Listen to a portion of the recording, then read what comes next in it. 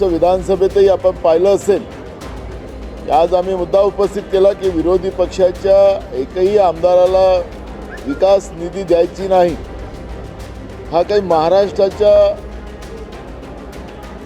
पासून काही वेगळा झालेला भाग नाही आहे। म्हणजे केंद्रातलं बीजेपीचं सरकार आणि राज्यातलं भाजप प्रणित येड्याचं सरकार, या दोन्ही सरकारची मानसिकता एकच आहे, तानाशाह प्रवृत्ती आहे, लोकशाहीला विरोध करणारी आहे।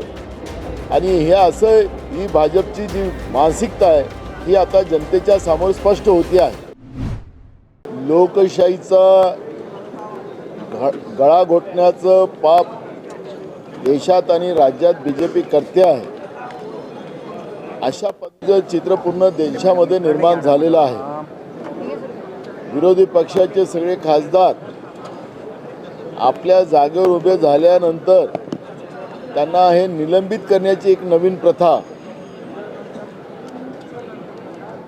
केंद्रातल्या नरेंद्र मोदीच्या बीजेपीच्या सरकारने सुरू केलेली आहे।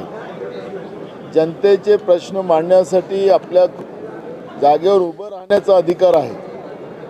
कुठलाही खासदार वेलमध्ये आला नाही आणि तरीसुद्धा एकतर्फी निर्णय घेऊन सगळ्या खासदारांना विरोधी पक्षाच्या निलंबित करण्याचं पाप जे बीजेपीने केलं त्याचा आम्ही निषेध करतो।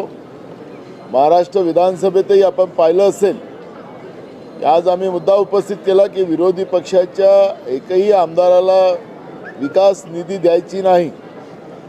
हा काही महाराष्ट्राच्या पासून काही वेगळा झालेला भाग नाही आहे। महाराष्ट्रातल्या प्रत्येक भागाचा विकास झाला पाहिजे ही सरकारची जबाबदारी आहे। पण विरोधी पक्षाच्या आमदारांच्या मतदारसंघात विकास निधी द्यायचा नाही, बजेटमध्ये प्रोव्हिजन करायचं नाही।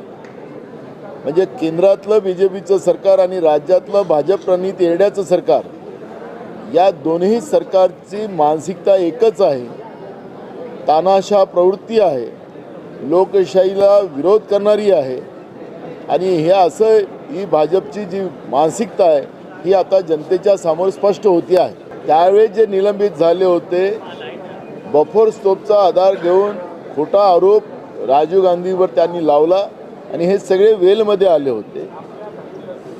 लोकसभा अध्यक्षाच्या अंगावर कागद फेकलीत आणि त्यामुळे निलंबित झाले। फरक दोन्ही वेगळा आहे। इथं लोकसभेमध्ये जी काही घटना घडली, जे काही उड्या मारल्या गेल्यात, गॅस त्या ठिकाणी सोडण्यात आला आणि याचं उत्तर सरकारने द्यावं ही मागणी करण्यासाठी आपल्या जागेवर उभं होऊन खासदारांनी ती मागणी करत असताना या पद्धतीचं त्यांना निलंबित करण्याचं हे पाप देशाच्या इतिहासातली पहिली घटना आहे।